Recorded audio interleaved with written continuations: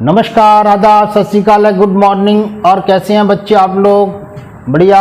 Yes, मैं भी बढ़िया, बहुत अच्छा सराह रहे हैं। इसके लिए आपका बहुत बहुत धन्यवाद। यस, तो हम बात कर रहे थे वॉल्यूमेट्रिक एनालिसिस, क्योंकि ये छोटा चैप्टर नहीं है। कम से कम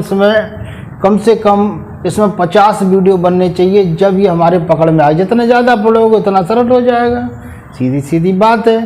तो हमने मोलरिटी पे बात कर ली थी, मोल पे कुछ डिस्कस कर लिया था। वैसे इसका चैप्टर एक स्पेशल है। अच्छा, अब बात करते हैं relation between the normality and molarity. ठीक है,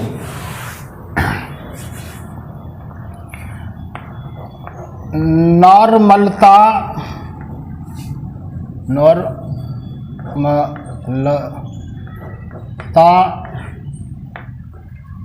तथा मूलरता में संबंध।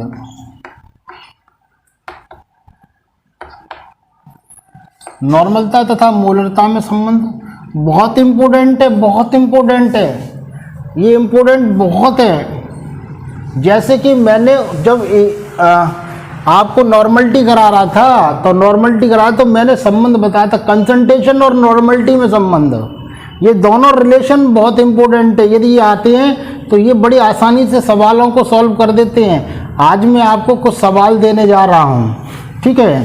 तो सबसे पहले इसे पढ़ने से पहले थोड़ा सा ध्यान दें। यस, ये जो मैं आप लोगों को सवाल दे रहा हूँ, और ये करीब करीब 100 के आसपास क्वेश्चंस हैं।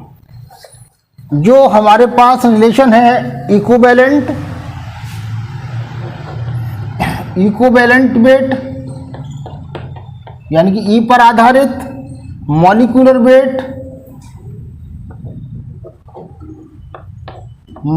वेट यानी कि जो मैंने बोला था M0 के नाम से, और संयोजकता यानी वैलेंसी यानी कि इसे मैंने S नाम से दे दिया था या N कह दिया था। कंसंट्रेशन,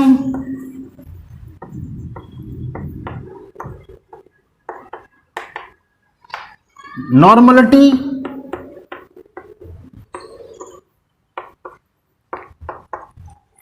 ठीक, और तुम्हारी मोलरिटी,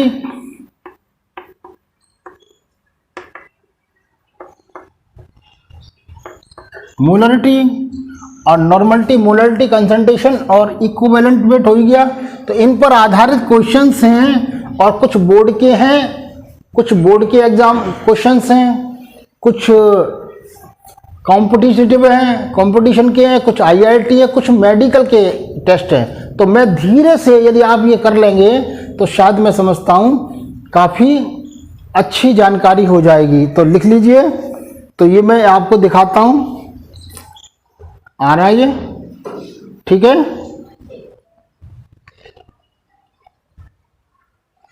ठीक भैया, अच्छी तरीके से देख लीजिए आप, ठीक है? आ रहा होगा अगला पेज, और इसमें लिखा है कौन सा किस एग्जाम में आ चुका है।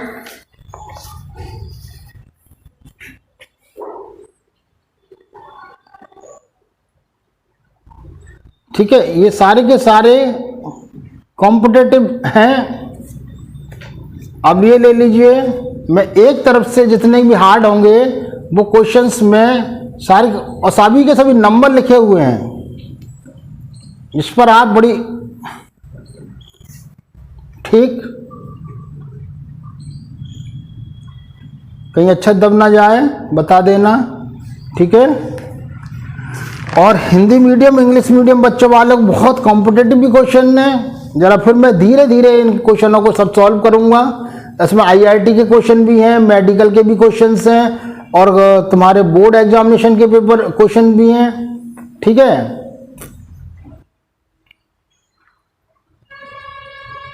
बड़ी आसानी देख लीजिए आप लोग। और ये इतने क्वेश्चन मैं लिखा नहीं सकता हूं बोर्ड पर, इसलिए मैं आप लोगों को कॉपी पर लिख कर मैं दे दे रहा हूं, और एक तरफ से मैं ये सभी क्वेश्चनों को सॉल्व करता चला जाऊंगा, जैसा कि, और आप यदि घर पर करेंगे तो प्रैक्टिस कर सकते हैं। अब ये कुछ जनरल क्वेश्चंस देखिए इससे रिलेटेड, देख लीजिए सारे के सारे।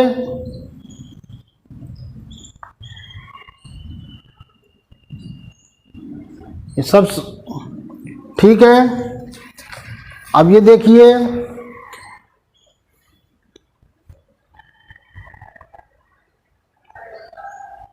ये सभी आ रही होगी अच्छी तरीके से क्वेश्चंस। सभी में लिखा हुआ है किस कंपटीशन किस साल आए हुए हैं। और अब ये देखिए जो इंग्लिश मीडियम वाले बच्चे हैं उनके लिए भी, सीबीएसई बोर्ड से बच्चे हैं रिलेटेड, यदि कोई बड़ा प्रॉब्लम आती है तो ये सॉल्व कर रहे हैं क्वेश्चंस, और मैं इनकी समस्याओं को सॉल्व करूंगा। जिससे नंबर मुझे मालूम है उसी नंबर के आधार पर मैं आपको सॉल्व करता चला जाऊंगा। ठीक है।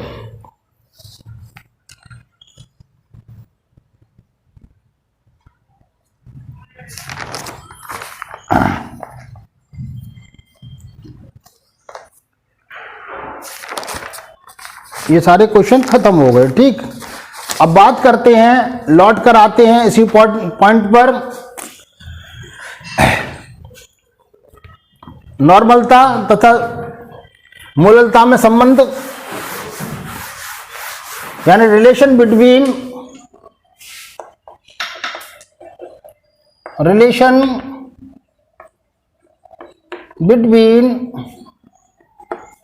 नॉर्मलिटी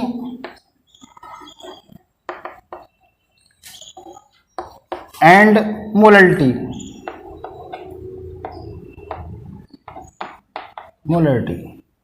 हमने देखा, यहां से मैं मोलरिटी से उठाता हूं।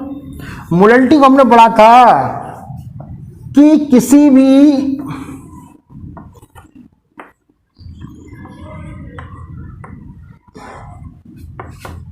सॉल्वेंट के 1000 ml या 1 लीटर या 1000 cc में मोल डाल दिए जाएं, जितने मोल डाल दिए, मोल नंबर ऑफ मोल डाल दिए जाएंगे, उसकी मोलरता कहलाएगी। तो यहां से पिछली मैंने एक्सप्लेन किया था, वही से मैं उठा रहा हूं। तो मोलरता इज इक्वल टू, मोलरता बराबर मोल बटे आयतन, काय में, लीटर में, बार बार। अब मोल बराबर होता है, किसी का मोल निकालने के लिए हमने क्या देखा था, भार, मोल बराबर भार बटे अणुभार, भार बटे अणुभार। मोल को हमने मोल लिखा था, भार को हमने W लिख दिया था, अणुभार को m0 लिख दिया था। बताया था मैं बार बार, जो मेरा कंटिन्यूअस वीडियो देख रहे हैं उन्हें सारी चीजें समझ में आ रही होंगी। तो जरा गौर करिए, हमने मोल की जगह क्या लिख दिया, W/m0, और इसे लिख दिया आयतन लीटर में। नो प्रॉब्लम, कोई दिक्कत।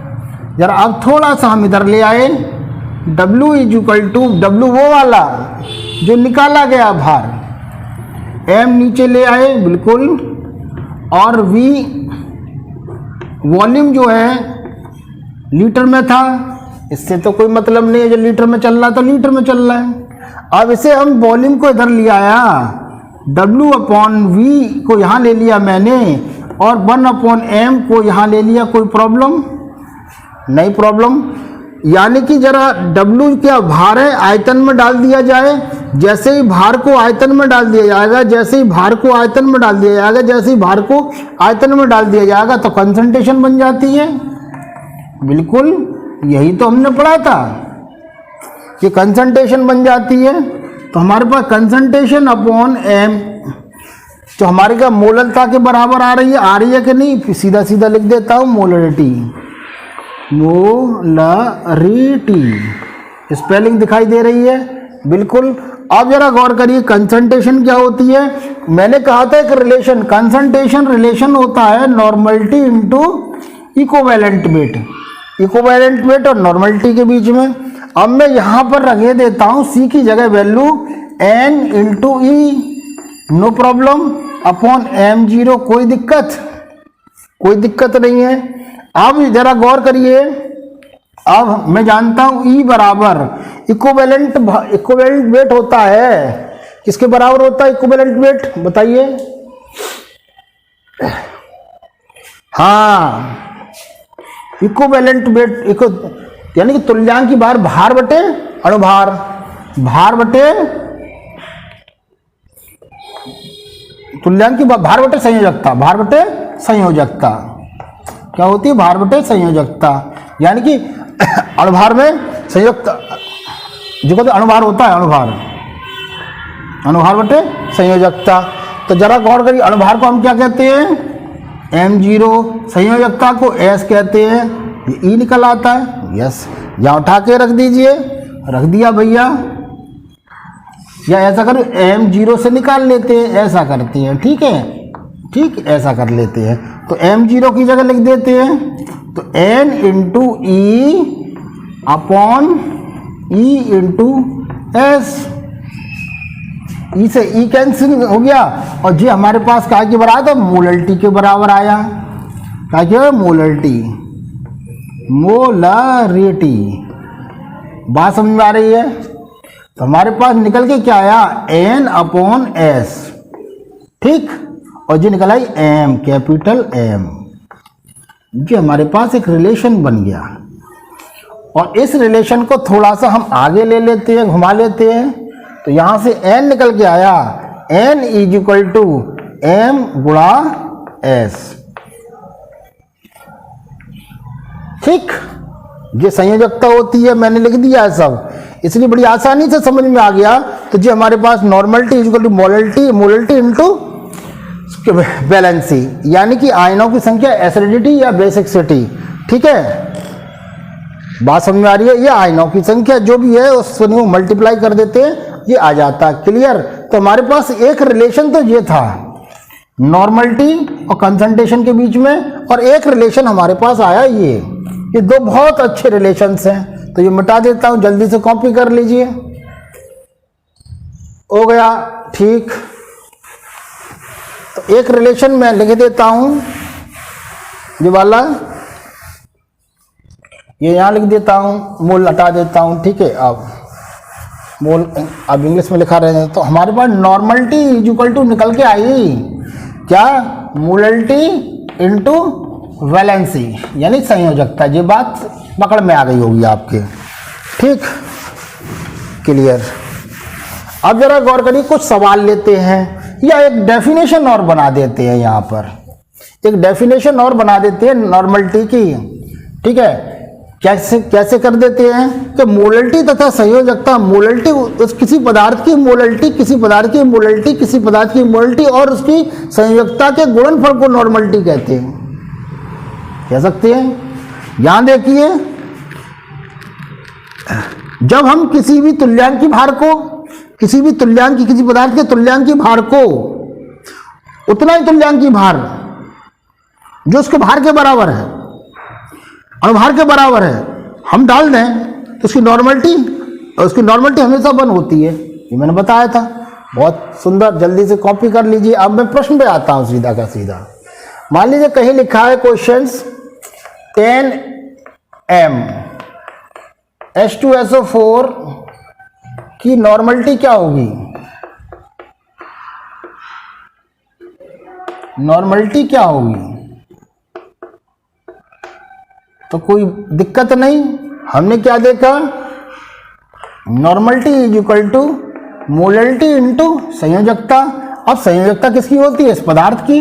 तो हमने देखा कि H2SO4, ये मिटा देता हूं, H2SO4 जो है, H2SO4 है, जब हम इसे हीट करेंगे या ये लिक्विड में डालेंगे और इलेक्ट्रोलाइज करेंगे तो क्या होगा, 2 चार्ज आयन देगा, और SO4 डबल नेगेटिव देगा। इसका मतलब इसकी जो बैलेंसी है, आयनिक बैलेंसी जो है वो 2 है। तो हमने क्या किया कि हमने 10 लिख दिया, मोलरिटी 10 हो गई, आयनिक 2 हो गई, तो बराबर हमने लिख दिया इसकी 20 नॉर्मलिटीज। देखो बड़ी आसानी से निकल आया, निकल आया। अब मान लीजिए हम इसी की थोड़ी सी आगे बढ़ाते हैं कि इसकी सांद्रता क्या होगी, यानी कंसंट्रेशन क्या होगी। तो हमारे पर रिलेशन था अभी थोड़ी देर पहले, क्या था, C = N × E। अब हमें मालूम है इसका इक्विवेलेंट वेट क्या हुआ, इक्विवेलेंट वेट, इसका इक्विवेलेंट वेट निकाला था कितना, 49, क्या था 49। तो कंसंट्रेशन कितनी हमारे पास, नॉर्मलिटी इंटू इक्विवेलेंट वेट, तो हमारे पास नॉर्मलिटी कितनी 20 आई थी, H2SO4 की निकालनी है, 20 आई थी, और इक्विवेलेंट वेट कितना था 49, कितना होता है 49। तो जरा गौर करिए, 9 दूनी 18, 0 का 0 आया, 4 दूनी 8, 1 9, ठीक, इतने ग्राम प्रति लीटर आ जाएगी। समझ में आ रही है। तो हमने देखा कि नॉर्मल, हम मोलरिटी से कंसंट्रेशन और नॉर्मलिटी पे जा सकते हैं और कहीं भी जा सकते हैं, मिटा दिया जाए, बिल्कुल यस। नेक्स्ट क्वेश्चन पे आते हैं। तो ये याद रखना है, ये दो relation, concentration = normality into equivalent weight, ये रिलेशन बहुत याद रखना है, ठीक। एक और क्वेश्चन लेते हैं, मान के चलिए क्वेश्चन नंबर 2, 0.25 मोलरिटी वाले, चलो ऐसा करते हैं, 0.40 मोलरिटी NaOH की नॉर्मलिटी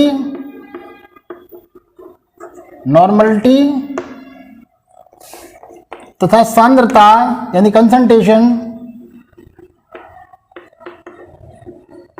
कंसंट्रेशन ज्ञात करो, ठीक। जैसे मान लीजिए अब हमारे पास क्या आया,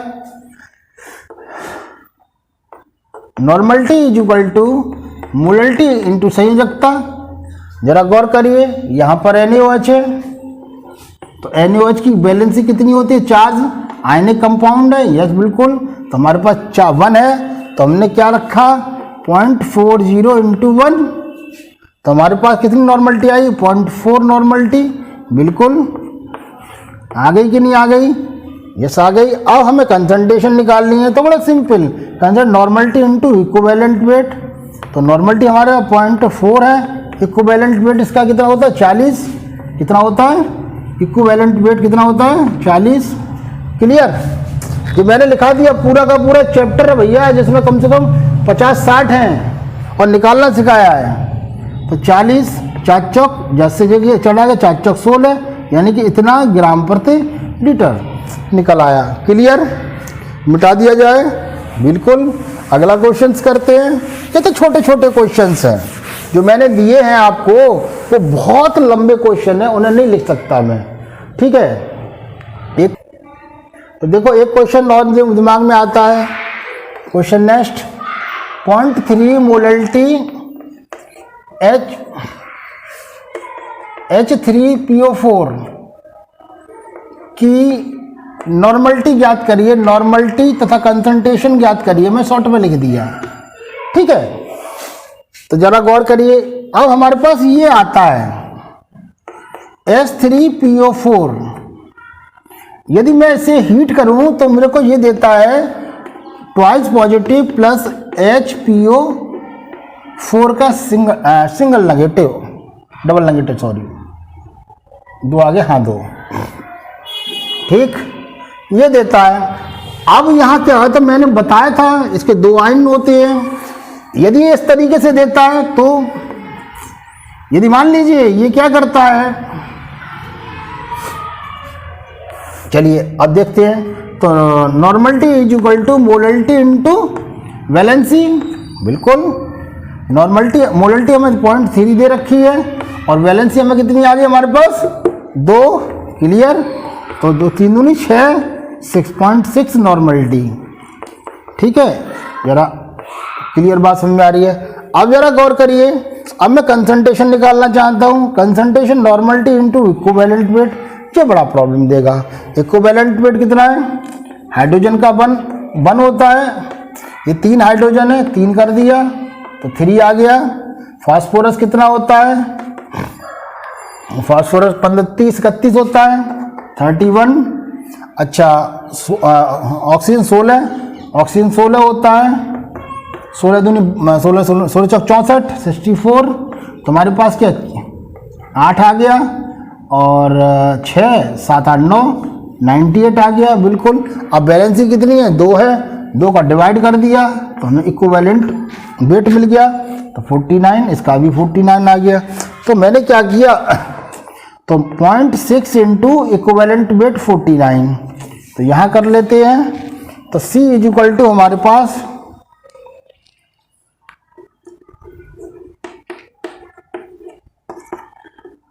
8 72 की 2 हासिल 7 6 सॉरी 8 का है 9 6 54 50 और 4 54 9 6 54, ठीक है, हासिल 5 6 चौक 24 25 26 27 28 29 30 यानी 29। 9 चौक 9 6 54 हासिल 5 और 8 6 चौक 24 25 26 27 28 29, ठीक है। पॉइंट कहाँ गया यहाँ ग्राम प्रति लीटर, क्लियर बात समझ में आ रही है। तो ये हमारे पास निकल आती है। तो यहाँ का हमेशा कैलकुलेशन आराम से करनी है, क्लियर बात समझ में आई, ठीक, बड़े आराम से कर लिया। 1 मिनट। अब क्या करेंगे भैया, उन सवालों को मैंने दिए हैं आपको, जो सवाल मैंने आपको दिखाए हैं, आपने फीड किए उसमें, उन क्वेश्चनों को मैं धीरे धीरे आपके सामने सॉल्व करूंगा। जितने हार्ड वाले क्वेश्चन जो आपको दिखाई दे रहे हैं वो सारे के सारे सॉल्व करूँ, वैसे तो आप बड़ी आसानी से सॉल्व कर सकते हैं उन क्वेश्चनों को, ठीक है। अब मेरा वीडियो बड़ा ध्यान से देना है, धन्यवाद।